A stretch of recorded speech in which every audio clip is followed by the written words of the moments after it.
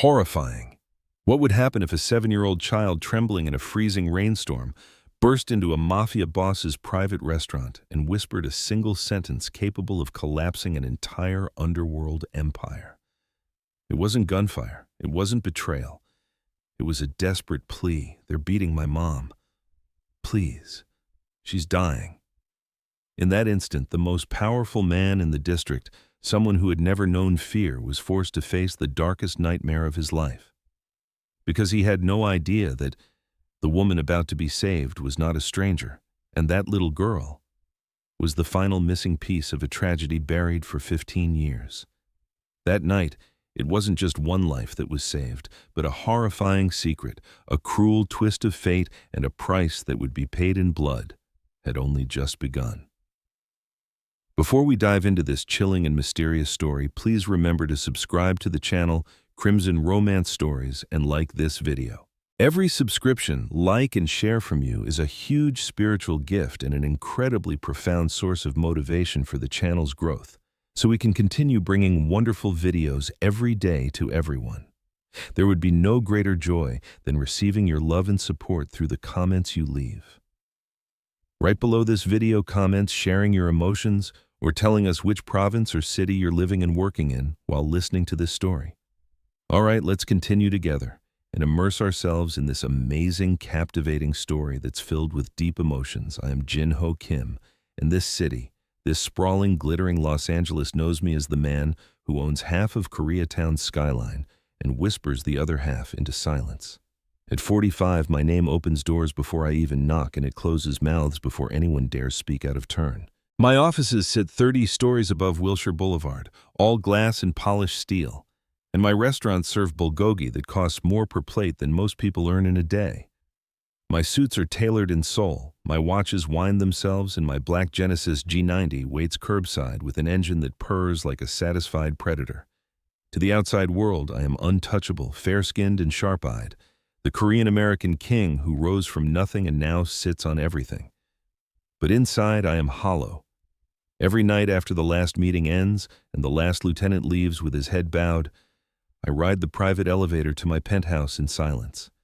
The view stretches from downtown's neon crown to the dark Pacific beyond, yet all I see is the same empty reflection in the floor-to-ceiling windows. 30 floors below, the city pulses with life, but up here there is only the low hum of the refrigerator and the echo of my own footsteps on Italian marble. I pour a glass of 30-year-old Yamazaki, hold it to the light, and drink alone. I have been drinking alone for 15 years, ever since the night my younger brother Min-soo died in a hail of bullets meant for me. I remember every second of that night. We were 28 and 25, still believing we could stay clean while running protection for our father's import business. A rival crew from Tijuana decided to send a message. They waited until Min-soo was walking his fiancée home from church. One burst from an AR-15, and the only person who ever made me laugh was gone. His blood soaked the sidewalk in front of a Koreatown Presbyterian church while I was closing a deal 3 miles away. I arrived too late to hold his hand, too late to say sorry, too late for anything except revenge, which I took slowly and completely until no one from that crew ever breathed free air again. But revenge did not bring him back. It only taught me that love is a blade others can turn against you. So I buried the blade deep inside my own chest and built walls higher than any skyscraper I own. No wife, no children, no weakness, just power, money, and the endless ache of guilt that gnaws louder every year. Lately, the ache has turned violent. Some nights I wake with my heart racing, fists clenched, sheets soaked in sweat. Certain I heard Min-soo calling my name from the hallway. Other nights I stand on the balcony in the freezing December wind, staring down at the city lights until my fingers go numb, wondering if this empire is punishment or simply the longest suicide note ever written. I fund scholarships at the Korean Community Center, quietly pay medical bills for elders at the church my mother used to attend, send anonymous envelopes of cash to families who lost sons to the streets. But none of it quiets the voice that whispers, I should have died that night instead of him. Tonight is Tuesday, the night I hold court at Hanwoo, my flagship restaurant on 6th Street. The private room in back is reserved every week for my inner circle men who grew up with me in the old neighborhood, who know better than to ask personal questions. We speak in low voices about shipments, real estate deals, and which councilman needs another gentle reminder. The air smells of grilled Calbee and 30-year-old scotch. My lieutenants laugh at the right moments, nod at the right pauses, and never meet my eyes longer than necessary. I sit at the head of the table, immaculate, in a charcoal Tom Ford suit, fair skin catching the amber light from the pendant lamps. To them I am steel. Inside I am cracking. And then on this cold December evening in 2025, the heavy wooden door bursts open and everything I've spent 15 years building begins to collapse. A little girl no more than 7 years old, African-American, barefoot and shivering in a threadbare coat 2 sizes too big, stumbles into the room. Her dark curls are matted with rain and street grime, her cheeks streaked with tears and dirt. She is so thin I can see the sharp edges of her collarbones beneath the worn fabric. Her eyes, huge and desperate, sweep the room until they lock onto mine. She runs straight to me, tiny frozen hands grabbing the sleeve of my $15,000 suit as if it is the only solid thing left in her world. Through chattering teeth and broken sobs, she whispers the words that shatter what is left of my heart. "They're beating my mama. Please. She's dying." In that instant, every wall I built, every promise I made to never feel again, every cold calculation of a lifetime, it all crumbles. Because in her terrified brown eyes, I see my brother's face the night he died. And for the first time in 15 years, I feel something sharper than guilt. I feel the terrifying, unstoppable surge of love. I still feel the tiny weight of those frozen hands clutching my sleeve, the way her small fingers dug into the fabric as if letting go would mean falling into an abyss. The restaurant had gone deathly quiet, every lieutenant's fork frozen mid-air, every waiter's breath held.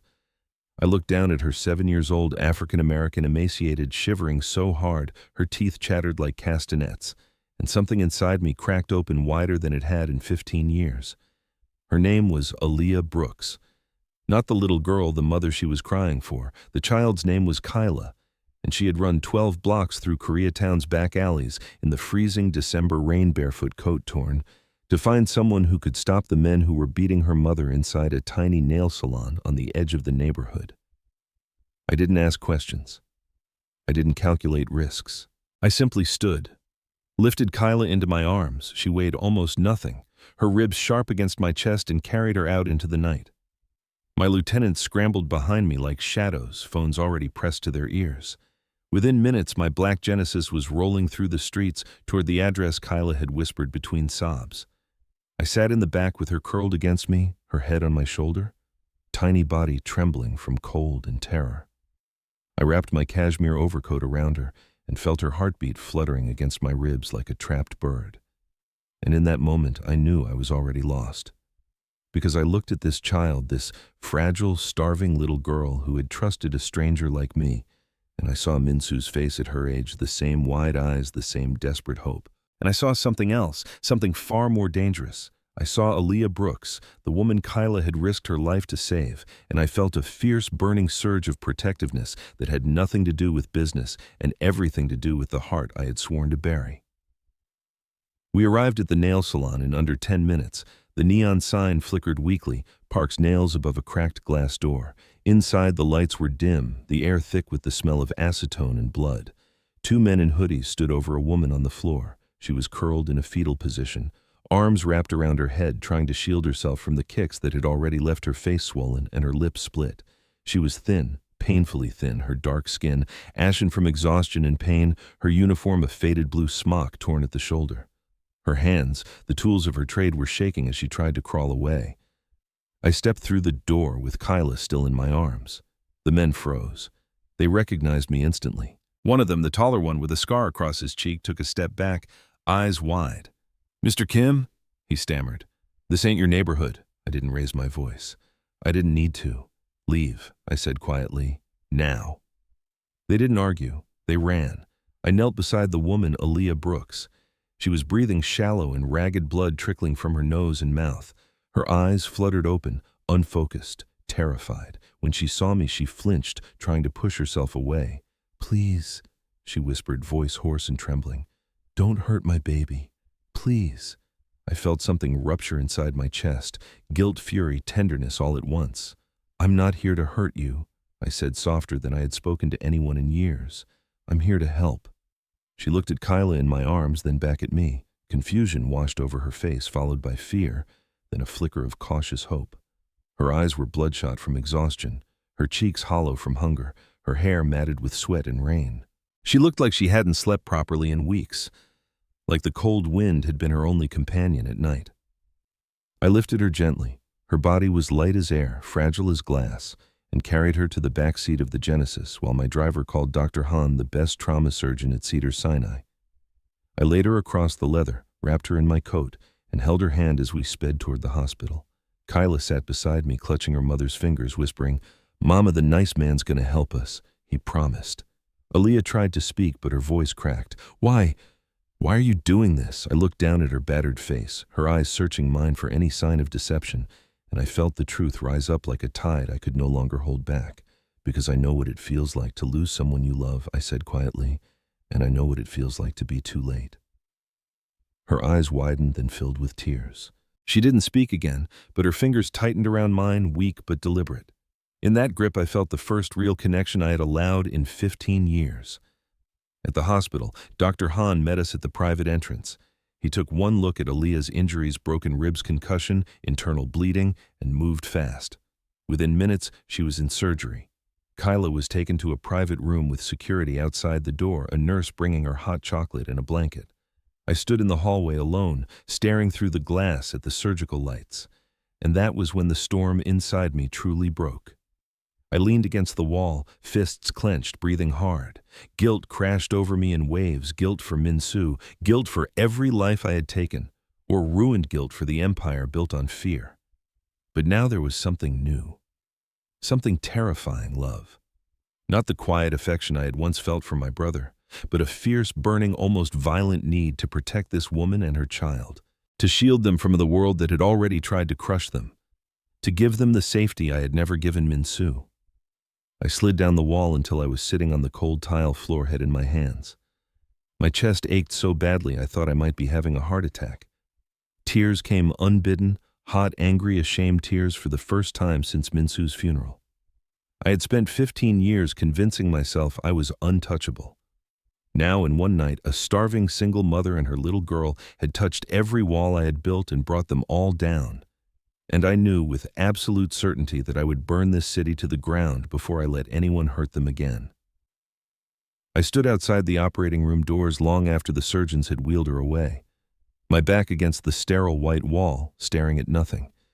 The hospital corridor smelled of antiseptic and fear, a scent that clawed at memories I had spent 15 years trying to bury. Han had promised to do everything possible, but the look in his eyes when he saw the extent of her injuries, broken ribs, severe concussion, possible spleen damage, told me the fight was far from over. Aaliyah Brooks, 39 years old, African-American, single mother, owner of a tiny nail salon that barely kept the lights on. I had my people pull every record they could find while she was in surgery, and each page felt like a knife twisting deeper into my gut. She had once been a licensed vocational nurse working double shifts at a county clinic in South Los Angeles, saving lives for minimum wage and whatever overtime they would give her. 10 years ago, on a night much like this one cold, rainy December, she had been walking home from the late shift when a drive-by meant for a corner dealer caught her in the crossfire. One bullet severed her spinal cord at T11, instant paralysis from the waist down. The shooters were never caught. The city moved on. But Aaliyah's life stopped. The medical bills buried her. Insurance fought every claim. She lost her apartment, her savings, her ability to work as a nurse. For a while, she lived in a county rehab facility learning to navigate a wheelchair, while Kyla, then barely 2, was shuffled between foster homes. When Aaliyah finally got custody back, they moved into the cramped studio above the nail salon she had inherited from a distant aunt. No elevator, 22 stairs she had to drag herself up every night, one agonizing pull at a time. I read the eviction notices stacked like accusations, 3 in the last year alone. I saw the overdue utility shut-off warnings. I saw the clinic notes describing pressure sores that wouldn't heal because she couldn't afford proper cushions or the right mattress. I saw the food bank receipts, the WIC vouchers, the school records showing Kyla had fainted twice from low blood sugar. And I saw the quiet, heartbreaking pride in every line. No public assistance beyond the bare minimum, no complaints. Just a woman working 16-hour days with trembling hands to keep her daughter fed. While I sat in penthouses drinking whiskey that cost more than her monthly rent, Aaliyah Brooks had been fighting a war against gravity, poverty, and despair every single day for 10 years. Sleepless nights on a sagging futon, cold winds whistling through cracked windows, hunger pangs she hid from Kyla by claiming she already ate at work. The humiliation of begging landlords for one more week, of wheeling through food bank lines while people stared, of bathing her daughter in a sink because the tub was too hard to get into. And tonight, two low-level enforcers from a rival Latino crew had decided her salon sat on a corner they wanted. They demanded protection money she didn't have, $300 a month she could never spare. When she said no, they beat her in front of her child. I closed the file and felt something inside me fracture completely. The guilt was no longer just about Min Soo. It was about every person I had ever looked past, every street I had claimed without caring who lived on it, every dollar I had taken while women like Aaliyah starved one block away. I had built an empire on fear, telling myself it was survival.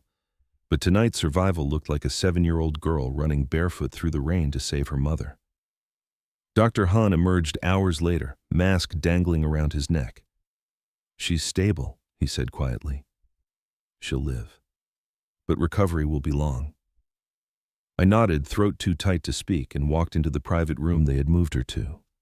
Kyla was asleep in the recliner beside the bed, wrapped in a hospital blanket, clutching a stuffed bear a nurse had found. Aaliyah lay pale against the white sheets of E-lines and her arm monitors beeping softly. Her face was swollen, lips split, but even bruised and broken, she was beautiful in a way that punched the air from my lungs, strong bones, gentle mouth, eyes that had seen too much yet somehow still held light. I pulled the chair closer and sat, taking her hand carefully. Her fingers were calloused from years of filing nails, cutting cuticles, painting tiny designs for customers who never tipped enough. They were cold. Too cold. She stirred, eyes fluttering open. When she saw me, fear flashed, first raw, instinctive, then confusion, then cautious recognition. "You," she whispered, voice raspy from the breathing tube. "The man from the restaurant. Jin-ho," I said softly. "Jin-ho Kim."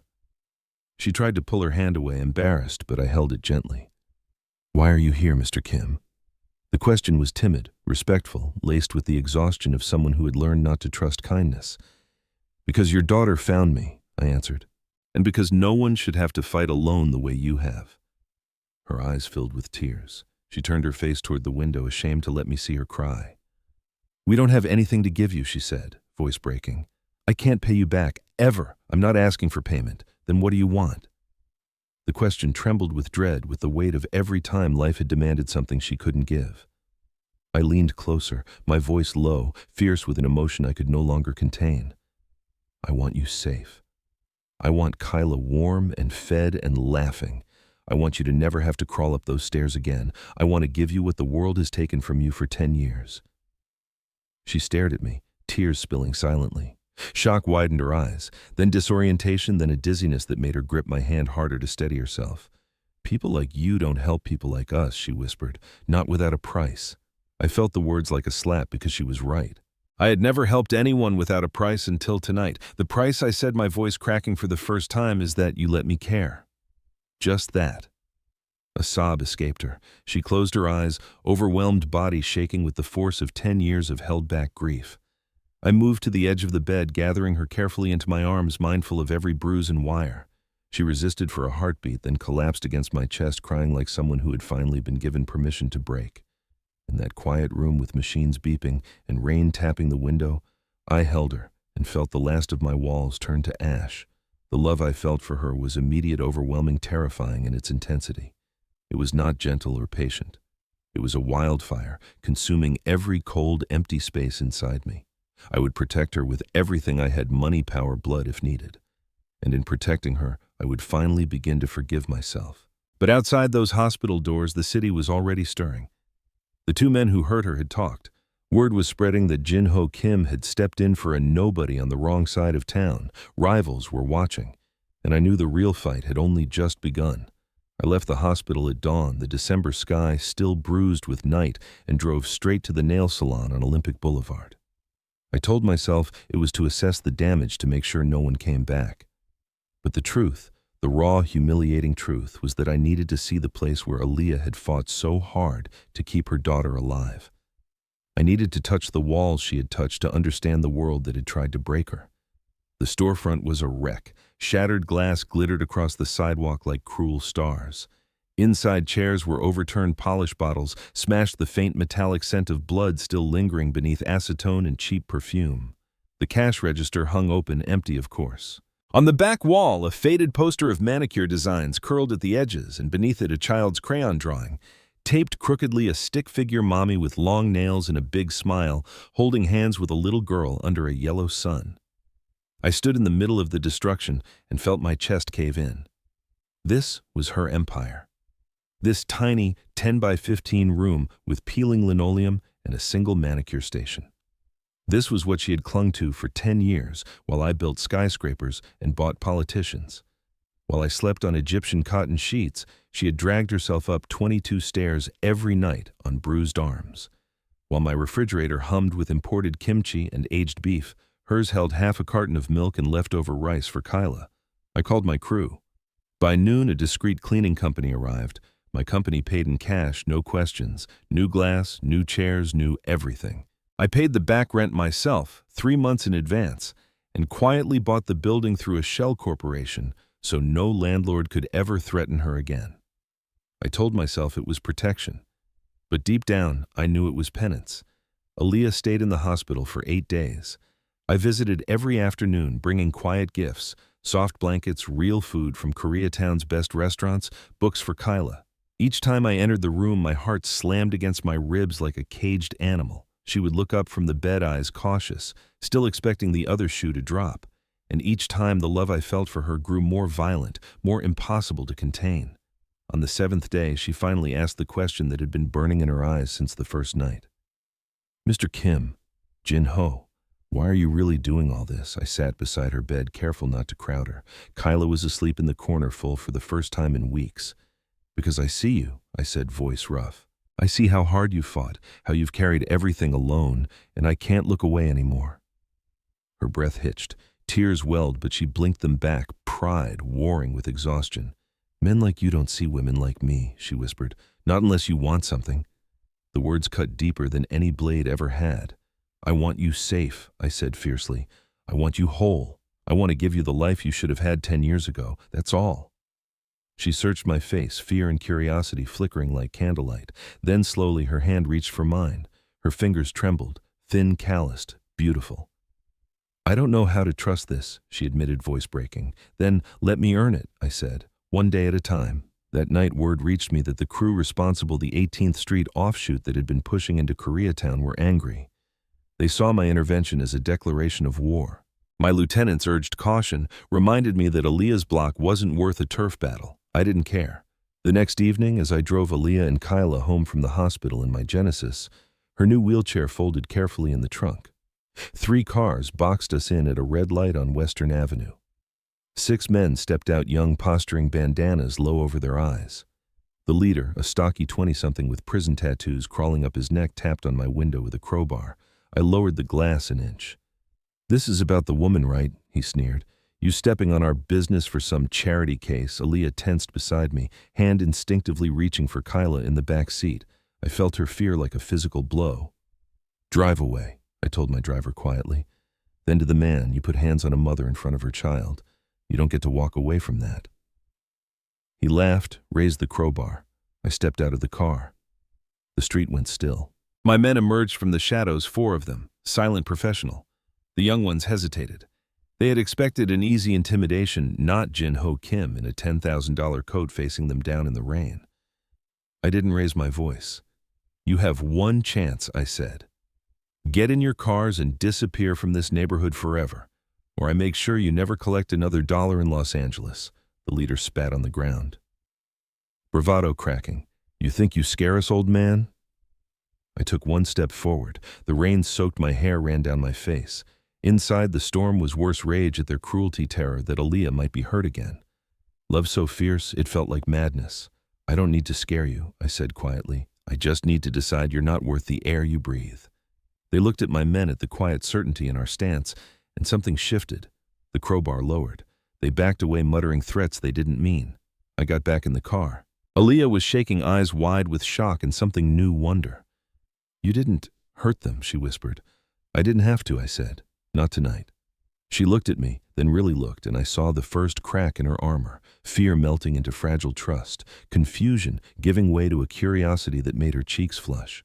When we reached the salon, now spotless, freshly painted, a new ramp installed at the entrance, she stared in disbelief. This is mine, all yours, I said. No rent, no threats, ever again. She covered her mouth, tears spilling freely now. Kyla ran inside, laughing at the new toys waiting on the counter. Aaliyah turned to me, voice soft, timid, reverent. I don't understand you, Jin-Ho Kim. I stepped closer, rain dripping from my coat, heart pounding so hard I could barely speak. You will, I promised, and when you do, I hope you'll let me stay.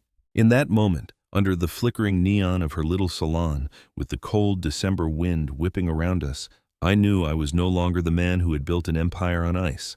I was a man on fire. And her name was the Flame. I began spending every spare hour at the salon. Officially, it was to oversee security, new cameras, reinforced doors, my men patrolling discreetly. But the truth was simpler and far more dangerous. I could not stay away from her. Aaliyah reopened 2 weeks after leaving the hospital. Still bruised, still moving slowly in her wheelchair, but determined. The first day, only a handful of loyal customers came, mostly older Korean women from the neighborhood who had heard whispers and wanted to show support. I watched from the corner, pretending to read emails on my phone as she greeted each one with that soft, restrained smile, voice, timid but warm. Welcome back, Miss Aaliyah, Mrs. Choi said, pressing a small red envelope into her hand, traditional Korean luck money. Aaliyah's eyes widened in confusion, then gratitude. She tried to refuse, but Mrs. Choi insisted. I felt my throat tighten. These women, many of whom I had quietly protected for years, were now protecting her because I had asked them to. By the end of the week, word had spread. The salon filled with customers, some curious, some genuinely kind. Tips appeared in the jar that had sat empty for months. A local church group brought homemade meals. Kyla started helping after school, sweeping floors with a broom too big for her, beaming every time someone praised her mother's work. And I watched Aaliyah transform inch by inch. At first, she was cautious around me, always, Mr. Kim, always keeping distance, eyes flicking to the door as if expecting me to demand payment. When I brought groceries, fresh fruit, real meat, the kind of food she hadn't bought in years, she accepted with downcast eyes, voice barely above a whisper. You don't have to keep doing this. I know, I said. I want to. One afternoon, I found her in the back room, staring at a stack of overdue medical bills I had quietly paid through an anonymous foundation. Her hands shook as she held the statements marked paid in full. She looked up when I entered, eyes brimming. How she asked, voice cracking. How did you? I knelt beside her chair so we were eye level, because you deserved better a long time ago. She broke, then head-bowed shoulders, shaking with silent sobs. 10 years of humiliation, of choosing between medicine and food, of cold nights, wondering if Kyla would be taken away, it all poured out. I pulled her gently into my arms, careful of her healing ribs, and held her as she cried against my chest. Her thin frame trembled, and I felt every ounce of her exhaustion, her shame, her disbelief. When the tears slowed, she pulled back, wiping her face with the sleeve of her smock. I don't know how to be beholden like this, she admitted softly. People always want something back. I took her hands, those beautiful battered hands, and held them between mine. Then let me be the first who doesn't. That was the first small miracle, the slow thawing of her suspicion into something fragile and new. Curiosity began to replace fear. She started asking questions, quiet ones, always respectful. Where did you learn to speak English so well? How do you know Mrs. Park at the market? What does your family think of all this? I answered honestly, carefully, letting her see pieces of me I had shown no one else. I told her about growing up in Koreatown, about losing Min Soo, about the guilt that had driven me to build walls higher than any building I owned. And in telling her, I felt those walls crumble further. One quiet evening after closing, Kyla was asleep on the new couch I had delivered. Aaliyah and I sat at her manicure station sharing a simple meal of bibimbap I had brought from Hanwoo. The salon smelled of polish and warm rice. the neon sign humming softly outside. She looked at me across the small table, eyes thoughtful. "You're not what people say you are," she said softly. I raised an eyebrow. "And what do people say? That you're dangerous, that nobody crosses Jin Ho Kim." I laughed quietly, the first real laugh in years. "They're not wrong," I admitted. "But with you, I don't want to be that man." Her breath caught. She looked down at her bowl, then back up, curiosity burning brighter. "Why me?" she whispered. "Out of everyone in this city, why me?" I reached across the table, brushing a stray curl from her forehead. My fingers lingered against her skin, and I felt the now familiar wildfire surge through me. "Because you fought when the world told you to give up," I said, voice low. "Because you protected your daughter with everything you had left. Because in your eyes I see the kind of strength I've spent my life pretending to have." Her lips parted in shock. Color rose in her cheeks, confusion, dizziness, the first hint of something deeper. She swayed slightly as if the weight of my words had unbalanced her. I don't know what to say," she murmured. "Then, don't say anything," I replied gently. "Just let me stay a little longer." Outside, rain began to fall again, tapping against the new windows. Inside, something shifted, small, miraculous, irreversible. She reached out tentatively, her fingers brushing mine on the table. Not pulling away this time, staying, and in that touch I felt the first real peace I had known in 15 years. But peace, I was learning, came with a price. My phone buzzed in my pocket, a message from my lieutenant. The rival crew had regrouped. They were planning something bigger. They wanted to send a message that Jin Ho Kim could be touched through the people he cared about. I looked at Aaliyah's hand in mine, at Kyla sleeping safely on the couch, and felt the fire inside me turn cold and deadly. They had no idea what they were awakening, but they would learn. I thought the fire inside me could not burn hotter. I was wrong. It was a Sunday morning in late December, the air crisp and sharp as we drove to Koreatown Presbyterian Church, the same church where Min Soo had once attended youth group, the same steps where his blood had pooled 15 years ago. I had not set foot inside since his funeral, but Aaliyah had asked, voice soft and hesitant, if I would join her and Kyla for service. She needed the familiar comfort of gospel music, the community that had carried her through the worst years. I could not refuse her anything. We sat in the back pew, Kyla between us, her small hand in mine. Aaliyah's wheelchair was parked at the end of the row. A new one I had ordered, lightweight carbon fiber, custom-fitted, the kind that cost more than her old salon made in a year. She still looked at it sometimes with disbelief, as if expecting it to vanish. During the sermon, an elderly deacon approached with a photo album for the upcoming Christmas pageant. He wanted pictures of the children. When he flipped to an old page, a yellowed photograph slipped out, an image from 20 years ago, a church picnic. In it, a younger Min Soo stood laughing, arm around a beautiful African-American girl with long braids and a radiant smile. The girl was Aaliyah. I froze. The sanctuary noise faded to a distant hum. My heart slammed against my ribs so hard I thought the pew would shake. Aaliyah noticed the photo and went pale. Her hand flew to her mouth, eyes wide with shock. "Oh, Lord," she whispered. That's me and Min Soo." The deacon, oblivious, smiled. "Such a sweet couple back then. Tragic what happened to that young man." I turned to her, voice barely audible. "You knew my brother." Tears filled her eyes instantly. She nodded, trembling. "We dated for a year," she said softly, voice breaking. "I was 19. He was everything. Kind, funny, protective. Then that night, the shooting. I was supposed to meet him after work, but I got held up at the hospital. If I'd been there." Her words trailed off into a sob. Kyla looked up, confused, sensing the shift. I felt the world tilt. Shock crashed over me like ice water, followed by a deeper, more violent wave realization. Min Soo had never told me about her. He had kept her secret, perhaps to protect her from my world. And fate, the cruel, absurd fate I had cursed for 15 years, had brought her to me through her daughter's desperate run in the rain. I reached for her hand, gripping it tightly. My mind reeled, guilt for not knowing, for not saving him, for the years she had suffered alone while I built my empire on vengeance. And beneath it all, the love I already felt for her exploded into something sacred, almost unbearable. "You loved him," I said, voice rough with emotion. She nodded, tears streaming. "I never stopped grieving him.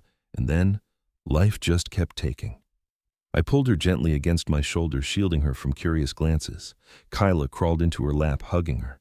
In that pew, surrounded by hymns and stained glass light, the three of us became something new, a fractured family pieced together by loss and grace.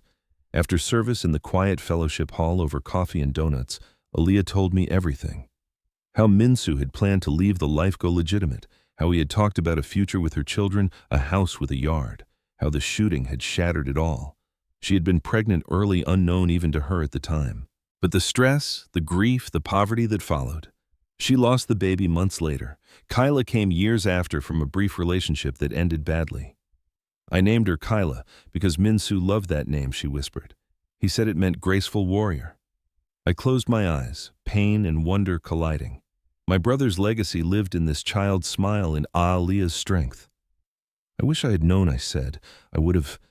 She touched my cheek, timid but steady. You couldn't have known. But you're here now. The revelation should have brought peace. Instead, it intensified every torment inside me. Guilt roared louder.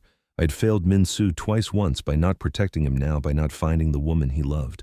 The love I felt for Aaliyah deepened into something fierce and possessive, a need to make right what fate had broken. That same afternoon, as we drove back to the salon, trouble found us again. 2 SUVs cut us off near Vermont Avenue. 4 men emerged, the same rival crew, bolder now. Their leader, a wiry man in his 30s with gold chains, approached my window smirking. Message from the top, he said. You don't get to play hero without paying tolls. That salon, it's ours now. Aaliyah gasped, clutching Kyla. Fear flashed across her face, raw, disorienting terror that made her sway in her seat. I stepped out slowly, my men materializing from a following car. This ends today, I said quietly. Walk away or lose everything. He laughed, pulling a bat from his trunk. Big talk for a guy protecting some broke. I moved forward, voice deadly calm. Say another word about her and you won't walk again. The air crackled with threat. My men closed in. They saw the resolve in my eyes, the same resolve that had built an empire and backed down. They drove off cursing. But I knew it wasn't over. Back at the salon, Aaliyah trembled in my arms, shock giving way to numbness. I can't keep bringing danger to you, she whispered. I held her tighter, the fire in my chest now ablaze. You're not bringing it, I said fiercely. I'm ending it. For you, for Kyla, for the life Minsu wanted you to have. She looked up at me, eyes searching, curiosity and love beginning to bloom through the fear. And in that gaze, I found my redemption and my reason to fight. The revelation about Minsu bound us in ways I could never have imagined, but it also cracked open doors I had kept locked for years. Aaliyah began speaking of him freely. Small memories, gentle laughs through tears, and each story felt like a bridge between the brother I lost and the woman I was falling hopelessly in love with. Yet the more she shared, the deeper my torment grew. I had failed Minsu in life, and now fate had delivered his lost love into my hands, broken by the same streets I ruled. The guilt was no longer a quiet ache. It was a living thing clawing at my chest every time I looked at her. One evening, as snow flurries danced outside the salon windows, the first in Los Angeles in decades, Aaliyah wheeled to the back room and returned with an old, cracked photo album. Her hands trembled as she opened it. There's someone else you should know about, she said softly. Voice, timid, eyes lowered in respect. Someone who helped me when no one else would. The page showed a younger Aaliyah in a wheelchair fresh from rehab, struggling with a bulky, ill-fitting brace. Beside her stood a Korean-American woman in her mid-30s, fair-skinned, gentle-eyed, wearing a simple nail salon smock. She was adjusting a strap on the brace with careful, precise fingers.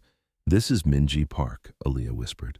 She owned a little salon in South LA back then. I couldn't afford anything, but my old brace was cutting into my skin so bad I couldn't sleep. I wheeled in one day crying from pain, and she just fixed it, didn't charge me, said machines should fit people, not hurt them. I stared at the photo, heart pounding. Minji Park. The name struck like lightning. I knew her. 15 years ago, shortly after Minsu's death, when grief had nearly consumed me, an elderly Korean woman had been mugged outside a Koreatown market. A young manicurist, Minji, had fought off the attackers with nothing but a metal nail file and sheer courage. She saved my mother's life. I had quietly repaid the debt, paid off her salon loan, sent anonymous envelopes of cash when times were hard. But life had scattered us. I had lost track of her. Now, fate, the same cruel, miraculous fate, was weaving threads I could not ignore. She lost everything. A few years later, Aaliyah continued, voice soft with sorrow. Her husband died in a factory accident. No insurance. She had a little boy, Tae-woo. The bank took the salon. Last I heard, she was working odd jobs, barely keeping a roof over their heads. I tried to find her to thank her properly, but her words faded. I felt dizziness wash over me, the room tilting. Min-ji, quiet kind. Min-ji, who had saved my mother, had also eased Aaliyah's pain in her darkest hour. And now both women pillars of strength crushed by poverty had crossed my path. I stood abruptly, needing air. Outside, the snow fell thicker. I called my lieutenant. Find Min-ji Park. Now. Everything about her current situation. Hours later, the report came. Min-ji and 7-year-old Tae-woo lived in a cramped one-room apartment in Koreatown's fringes. Eviction notice pending. Utilities shut off twice last month. Tae-woo sick with a persistent cough, no money for a doctor. Min-ji working 12-hour shifts at a rundown salon, hands raw from chemicals, coming home to a cold room and a child who hadn't eaten properly in weeks. I drove there alone, the Genesis cutting through empty streets. The building was decrepit, peeling paint, broken buzzer hallways smelling of mildew. I climbed 3 flights, heart hammering with a mix of dread and determination. When Min-ji opened the door, she looked smaller than I remembered, thin, exhausted eyes, hollow from sleepless nights. Yet her fair skin still held that quiet beauty, her gaze sharp despite the weariness. She recognized me instantly. Shock widened her eyes. She swayed, gripping the doorframe for balance. "Mr. Kim," she whispered, voice restrained, respectful trembling. Why are you here?" Behind her, Tae-woo peeked out, small and pale, wrapped in a threadbare blanket. I stepped inside without waiting for invitation. The room was freezing, breath visible in the air. A single bulb lit the space, a sagging futon, a hot plate, one small refrigerator humming weakly. No heat, no food smell, just the raw, heartbreaking reality of survival at the edge. "I owe you," I said quietly. "For my mother. For everything." She shook her head, tears welling.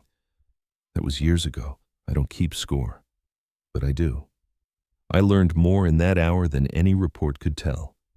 The injustice burned me, the factory that denied her husband's death. Benefits, the landlord raising rent on a grieving widow. The clinic turning Tae-woo away for lack of insurance. 10 years of cold winds, hunger pangs hidden from her son, humiliation of food bank lines while working 2 jobs. And through it all, Min-ji had never stopped helping others, fixing neighbors' clothes for free, sharing her last rice with elders. I felt the wildfire rage again now, for 2 women who had shown the world kindness and received only cruelty in return. As I left, promising to return the next day, Min-ji touched my sleeve, timid, cautious. "You don't have to save us, Mr. Kim."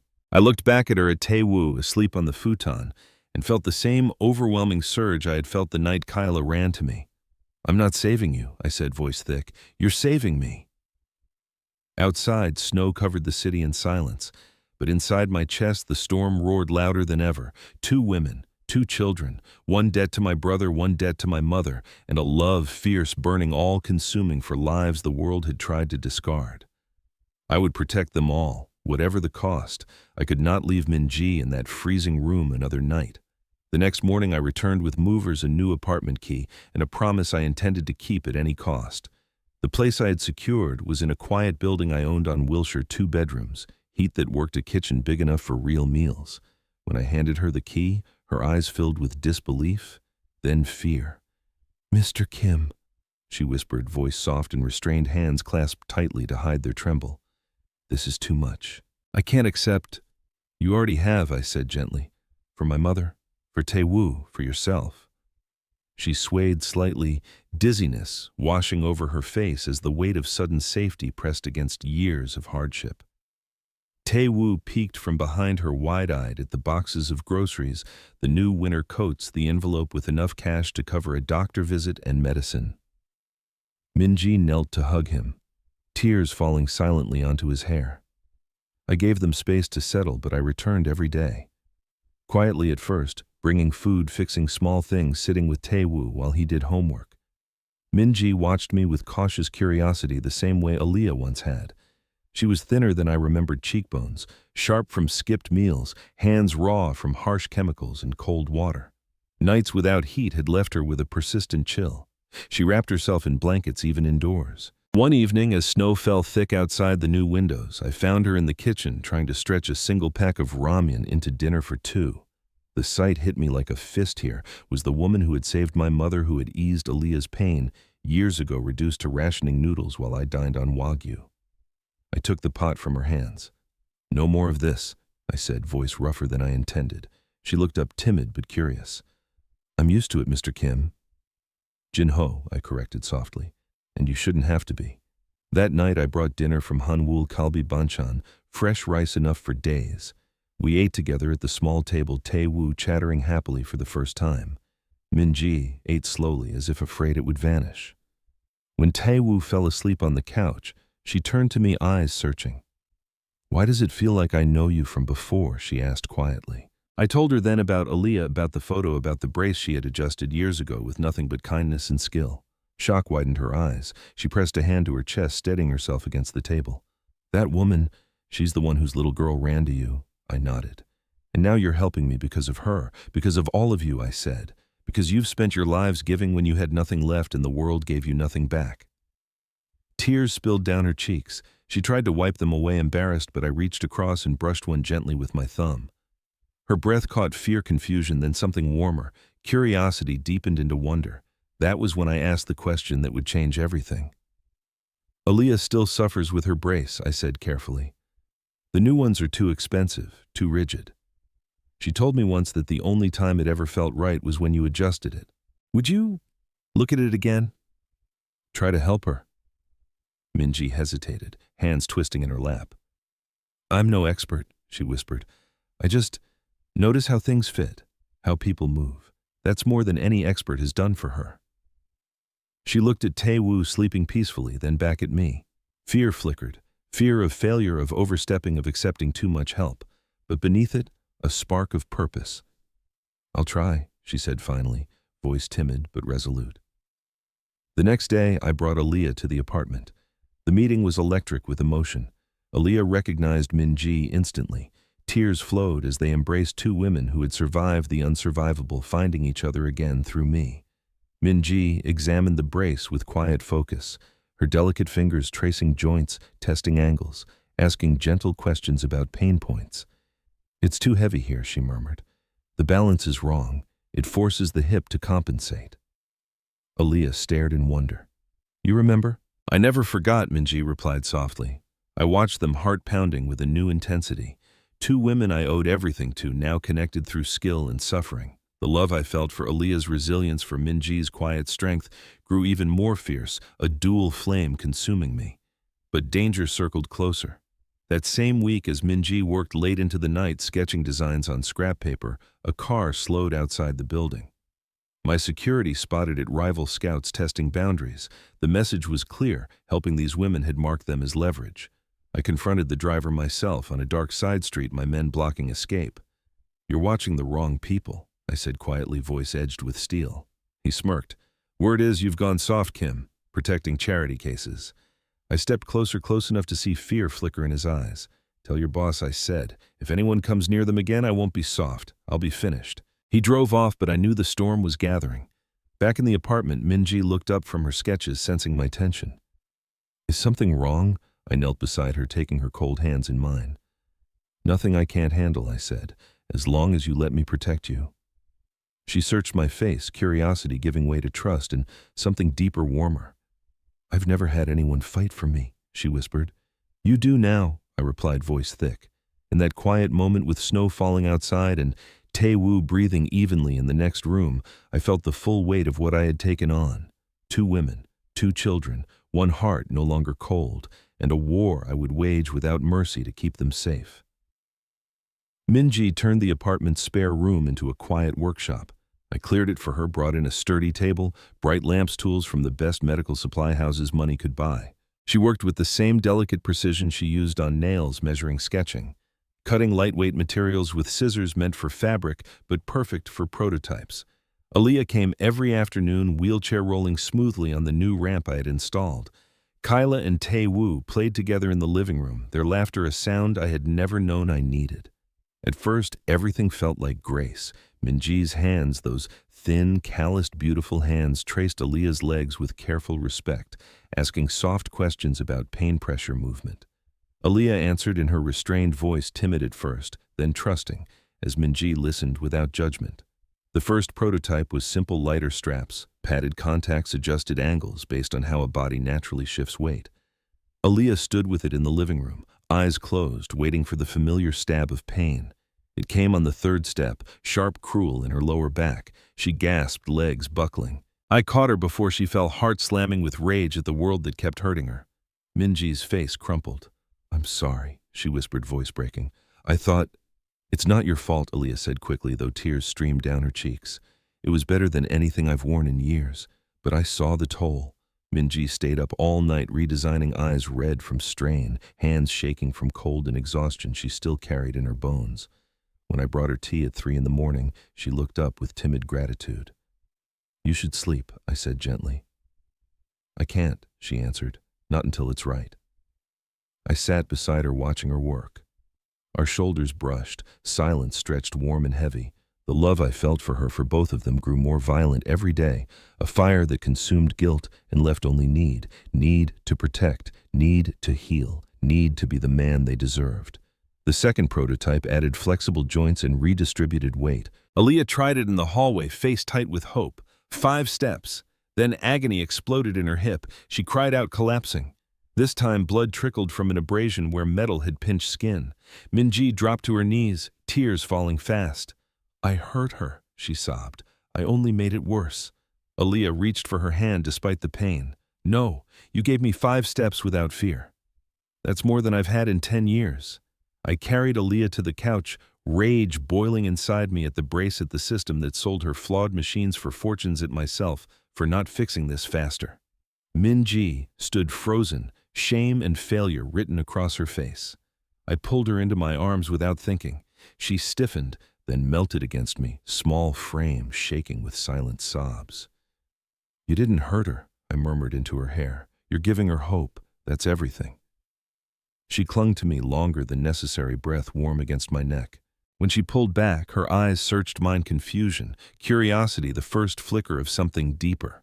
Late nights became our ritual. After the children slept, Minji worked and I stayed. We spoke in low voices of loss, of loneliness, of dreams abandoned. She told me about her husband's accident, the factory that denied compensation, the nights she went hungry so Tae-woo could eat. I told her about Min-soo, about the bullet meant for me, about 15 years of ice around my heart. One night, snow tapping the window, she looked up from her sketches. "You're not like any man I've known," she said softly, voice timid but steady. I took her hand.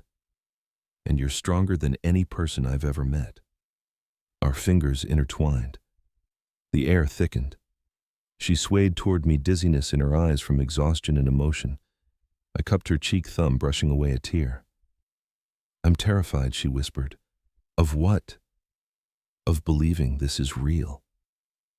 I leaned closer, forehead against hers. "Then let me prove it. Every day." We did not kiss, not yet, but in that moment the bond deepened into something undeniable.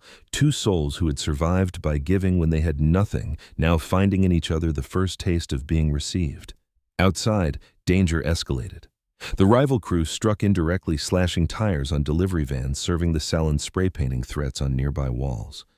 Then one afternoon, as Aaliyah and Kyla returned from school pickup, a car swerved too close, forcing them onto the curb.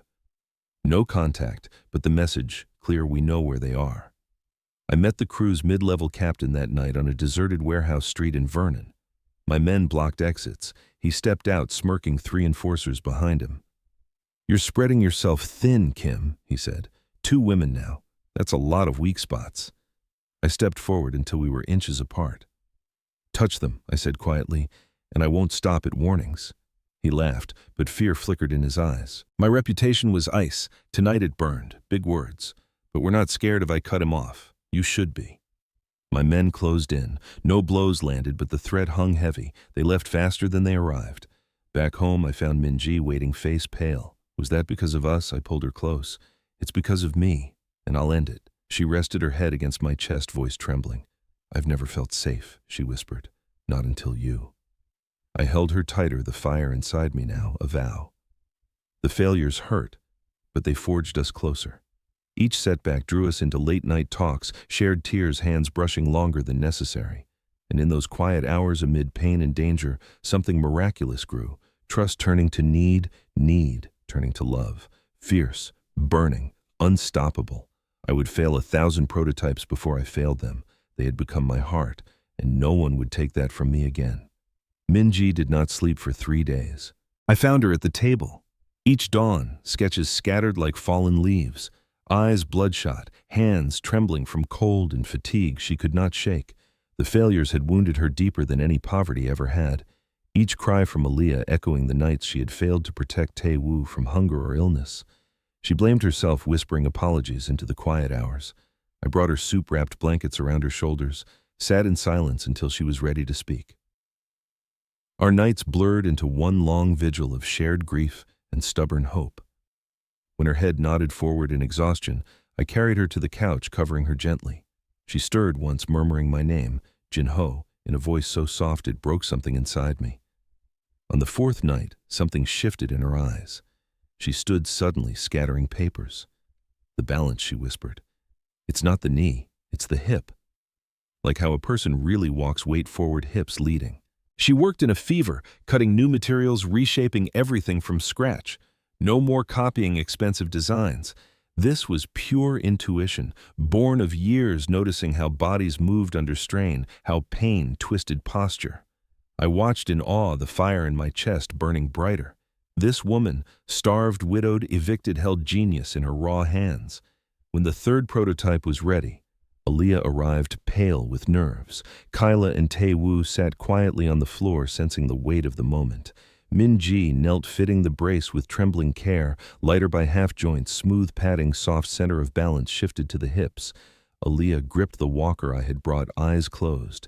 "Tell me if it hurts," Min-ji said softly. "We stop immediately." Aaliyah stood.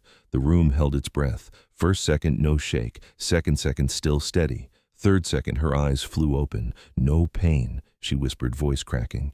"Jin-ho, Min-ji, there's no pain." Tears spilled instantly.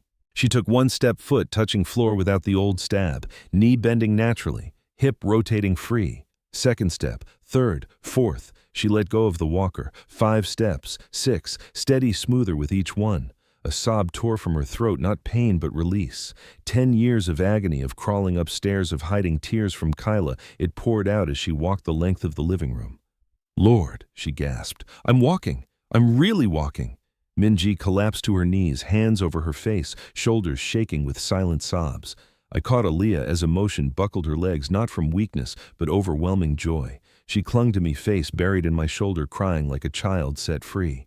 Kyla ran to her mother, hugging her legs now holding weight. Tae-woo cheered, clapping small hands. I looked at Min-ji through tears I could no longer hide.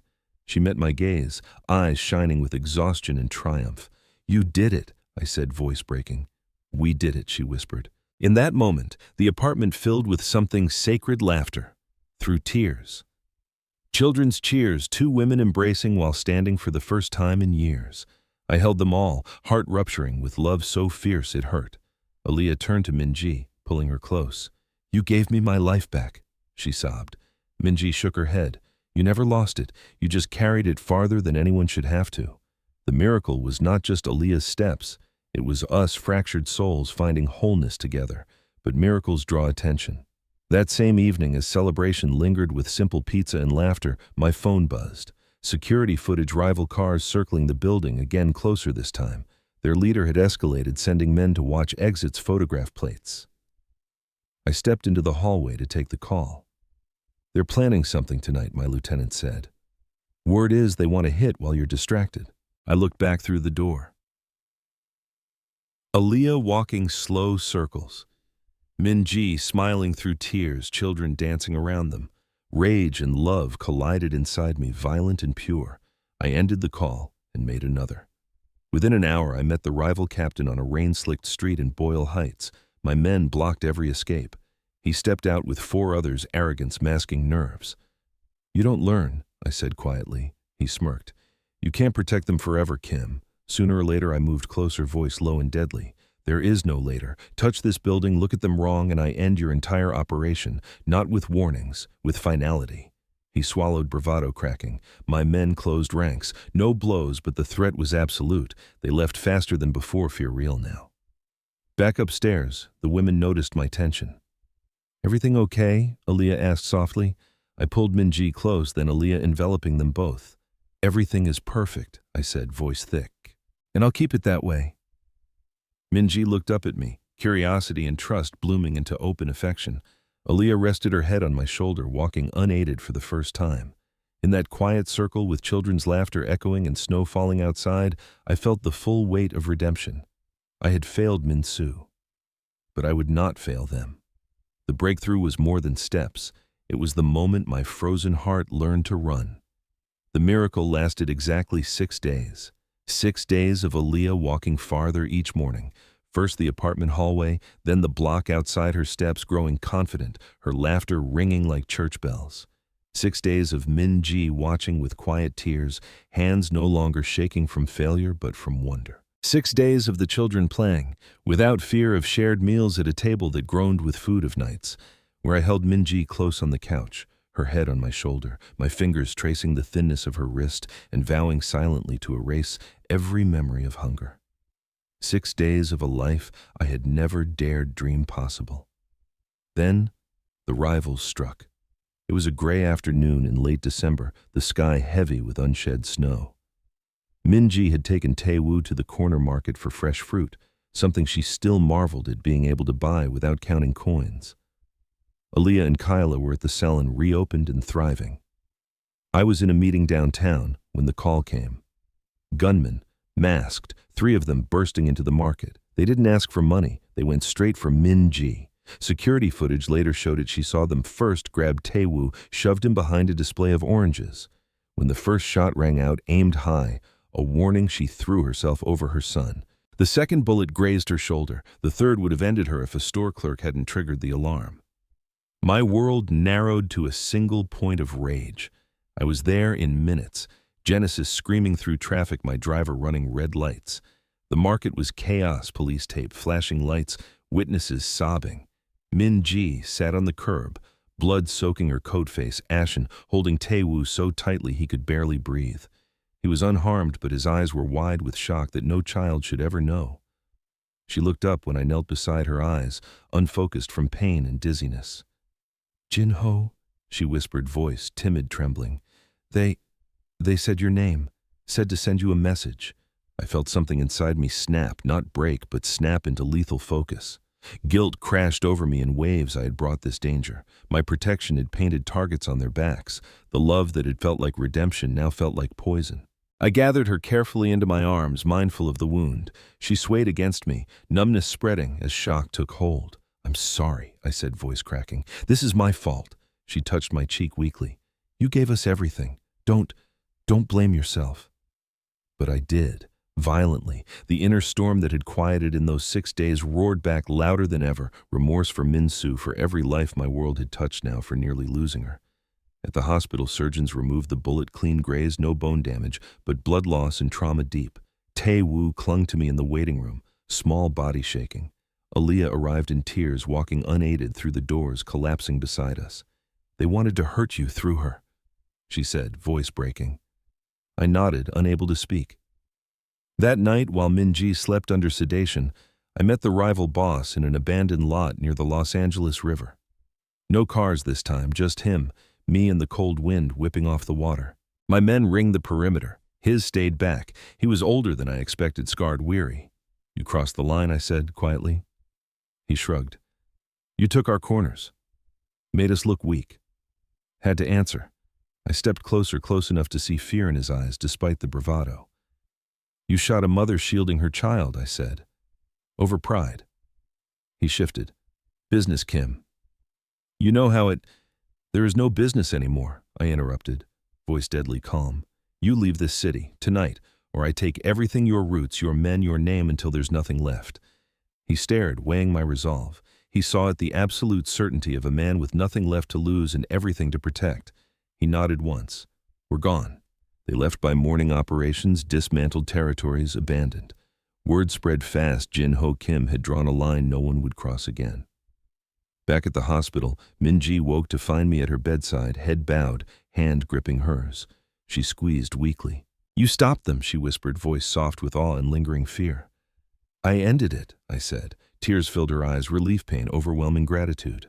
"I was so scared," she admitted, voice breaking. "Not for me, for Tae-woo, for losing this, losing you." I leaned forward, forehead against hers.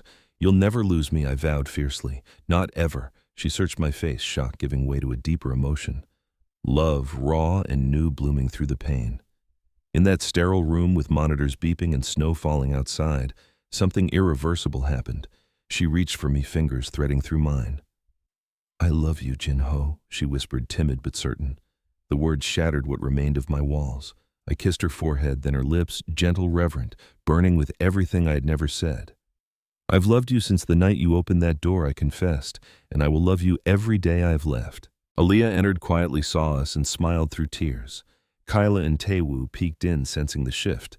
Danger had come closest yet, but it had also forged us unbreakable. The revenge hit had failed, and in its ashes love rose fierce, passionate, eternal.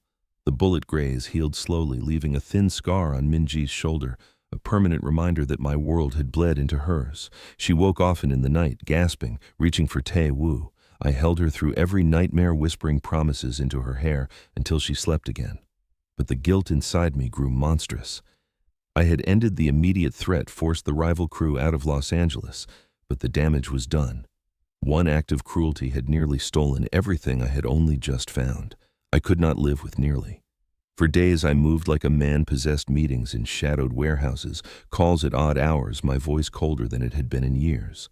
My lieutenants saw the change and obeyed without question. I dismantled remnants of the rival operation piece by piece, routes redirected, suppliers warned, debts called in. No blood spilled, but the message was absolute. No one touched what was mine, yet every victory tasted like ash. Because at home, Minji grew quieter. She smiled, for Tae-woo walked with Aaliyah in the snow, but when she thought I wasn't looking, her eyes carried a new weight. Fear that loving me meant danger, guilt that her wound had terrified the children. Aaliyah, now walking freely, watched me with cautious gratitude, sensing the storm I carried. One night after the children slept, Minji found me on the balcony staring at the city lights. Snow fell thick and silent. She wrapped a blanket around my shoulders, her touch gentle. "You haven't slept in days," she whispered, voice soft and restrained. "I can't," I admitted. "Not while there's any chance they could try again." She stood beside me, small hand on my arm. "I know what you're planning," she said quietly. "Something final." I turned to her, heart clenching at the worry in her eyes. "They have to know," I said, voice rough. "No one hurts you and walks away." She searched my face, fear flickering, then deeper understanding. "But if you go too far, if something happens to you," her voice broke. "We just found you." The words struck harder than any rival ever could. I pulled her close, burying my face in her hair. "I've lived 15 years without light," I said fiercely. "I won't lose it now." That was when I made the choice. Not revenge, not war, surrender of the old life. The next evening I called the rival boss one last time. We met on neutral ground, an empty parking structure downtown, snow swirling under floodlights. He arrived wary, flanked by 2 men. "I came alone," he smirked. "Come to finish it?" I stepped forward, hands visible. "No," I said quietly. "I'm here to end it." He frowned. "You leave Los Angeles," I continued, "tonight. Take what's left of your crew, start somewhere else. In return, I walk away from the streets. No retaliation, no expansion, clean break." He laughed, disbelieving. "You, Jin Ho Kim, retire." I looked him in the eye, every ounce of power I had ever wielded behind the words. For them, yes. He studied me, saw the truth, and nodded slowly. We shook on it, old-school binding. Driving home, the city blurred past. My chest felt strangely light, as if 15 years of ice had finally cracked and fallen away. Guilt still gnawed. Min-soo would never come back, but for the first time I saw a path to atonement that did not require more darkness. When I entered the apartment, Minji was waiting, eyes anxious. Aaliyah sat nearby, Kyla and Tae-woo asleep. "What happened?" Minji asked softly. I knelt before her, taking both her hands. "I chose you," I said. "All of you. I'm stepping back, legitimizing everything. No more shadows." Shock widened her eyes. She swayed, dizziness from the sudden shift in her world. You, for us, I nodded. I've spent my life taking territory. Now I'm claiming peace. Tears spilled down her cheeks. She cupped my face, voice trembling. I was so scared you'd become someone I didn't know. I pulled her into my arms, holding tight. I was scared too, I confessed, but loving you made me brave enough to change. Aaliyah rose, walking steadily, and joined us, arms around both. Quiet tears shared relief.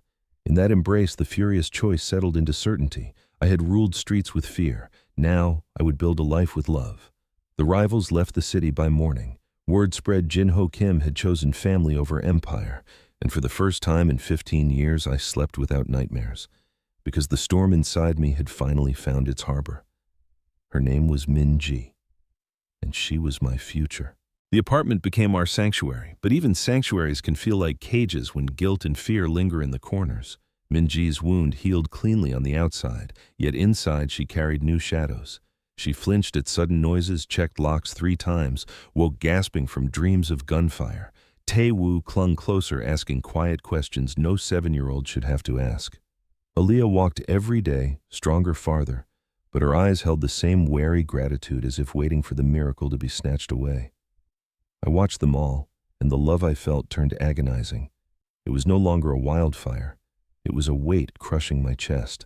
Every smile they gave me felt undeserved. Every night I held Min-ji, I remembered the blood on her coat and hated myself for bringing it there. The chaos peaked one stormy night in December, snow turning to sleet against the windows. Min-ji woke screaming, thrashing against invisible hands. I caught her before she fell from the bed, pulling her close. "They're coming," she sobbed, voice raw. "They'll take Tae-woo. They'll punish you through us."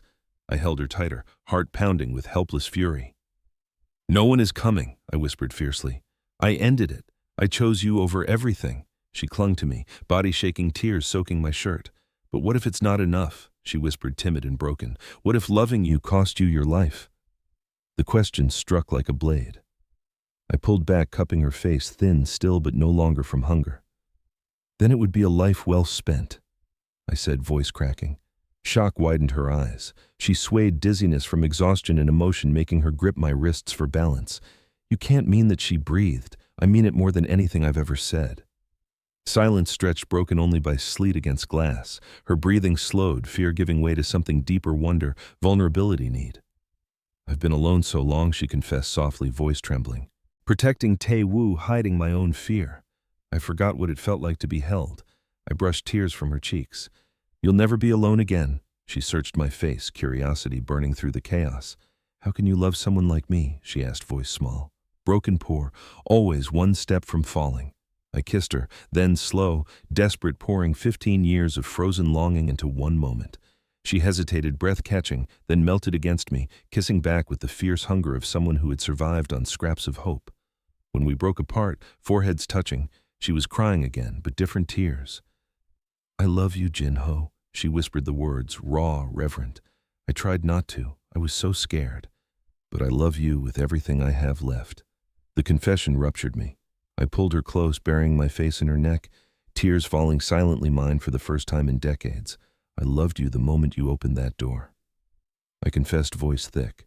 Cold, exhausted, still offering tea to a stranger. "You were strength I didn't know existed. And every day since that love has burned away everything dark in me." She clung tighter, sobs turning to quiet laughter through tears. In that storm-lit room, chaos quieted into something sacred. We held each other until dawn crept gray through the windows, whispering promises, fears, dreams we had never dared voice. Morning brought Aaliyah's soft knock. She entered, walking steadily, eyes knowing. "Everything okay?" she asked gently. Min-ji reached for her hand, pulling her to sit with us. "Everything is new," Min-ji said, smiling through lingering tears. Aaliyah embraced us both, understanding without words. Later over breakfast, real food, warm kitchen, children laughing, I felt the shift settle. I had confessed love amid the worst chaos, and it had not destroyed us. It had saved us. The inner turmoil did not vanish. Guilt for Min-soo still whispered. Fear that my past might resurface lingered, but love, fierce, passionate, shared, became the louder voice. Min-ji looked at me across the table, eyes soft with wonder. "I never thought I'd have this," she said quietly. I took her hand. "Neither did I." In that ordinary moment, snow melting outside, coffee steaming, children planning a snowball fight, love confessed in chaos became love lived in peace. And for the first time, I believed I deserved it. I wake up every morning now to the smell of coffee and the sound of small feet running across hardwood floors. The penthouse that used to echo with silence is full of life. Taewoo and Kyla chase each other around the island in the kitchen, while Minji stands at the stove making pancakes the way her grandmother taught her, thick, golden, dripping with real maple syrup. I buy by the gallon because I can and because they deserve every drop. Aaliyah sits at the table, already walking freely, laughing at the children's jokes, her brace folded neatly in the corner like a relic from another lifetime. I stand in the doorway watching them and feel my chest crack open all over again, not from pain this time, but from something so big it still scares me. Gratitude. I stepped away from the streets completely. No more midnight meetings, no more shadowed warehouses. I sold off the protection rackets, redirected every dollar into legitimate businesses, import companies, real estate that actually helps people, a foundation that pays medical bills for families who have been crushed the way Aaliyah and Minji were crushed. The city whispered for a while that Jin Ho Kim had gone soft. Let them whisper. I sleep through the night now. That is worth more than any territory I ever held. One Saturday in early spring, the sun pouring through the floor-to-ceiling windows, we all piled into the Genesis and drove to Pacific Beach. Aaliyah had never felt the ocean on her legs in 13 years. I carried her into the surf first, slow, careful, until the water touched her calves. She laughed, cried, shouted like a child. Minji stood beside me holding both children's hands, tears streaming down her face as she watched her friend walk where the waves kissed the sand. Later, we sat on blankets eating sandwiches and fruit sand between our toes. Taewoo built a castle while Kyla decorated it with shells. Minji leaned her head on my shoulder. I still can't believe this is real, she whispered. I kissed the top of her head. It's real because you let me in. That afternoon, under a California sky so blue it hurt, I asked her to marry me. No grand gesture, no diamond the size of a golf ball, just me on one knee in the sand holding a simple platinum band I had picked because it would never catch on her work clothes. She said yes through happy sobs. Aaliyah hugged us both while the children cheered and threw sand in the air like confetti. The wedding was small, our little family, a few trusted friends, the pastor from Koreatown Presbyterian.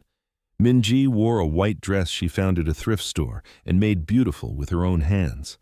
Aaliyah stood beside her as maid of honor walking down the aisle without help. Taewoo and Kyla carried rings on pillows they had decorated with stickers. When the pastor asked if I took Minji to be my wife, I said I do so loudly the whole church laughed. We danced our first dance to an old gospel song Aaliyah chose. Minji rested her head on my chest and whispered, I never thought I'd have a husband who looks at me like you do. I kissed her softly. I never thought I'd have a wife who saved me. We opened the rehabilitation center 6 months later right in Koreatown, bright and welcoming. Minji runs the brace workshop designing affordable custom fit supports for people the big companies ignore. Aaliyah teaches mobility classes walking beside patients, showing them what is possible. I fund it all quietly, no name on the building, just a small plaque that reads, For Min Soo, for every step we take together. Knowledge is the first thing that lifted us out of darkness. Knowledge showed Minji how bodies really move. Knowledge taught Aaliyah she could stand again. Knowledge let me see that power without heart is empty. Knowledge turned strangers into family, life.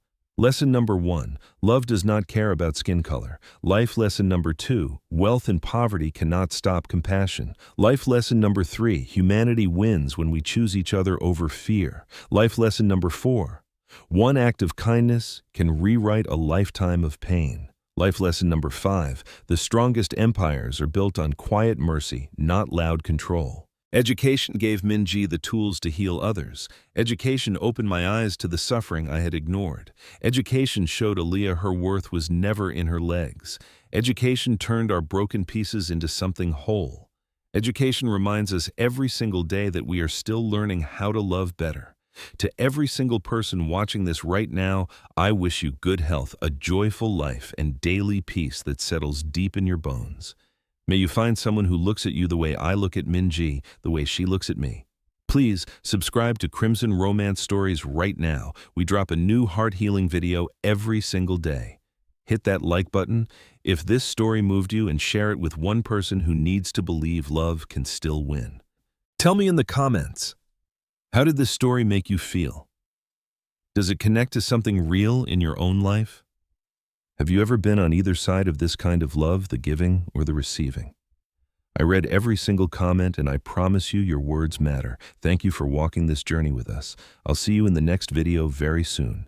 Goodbye for now, and keep your heart open. Love is waiting right around the corner.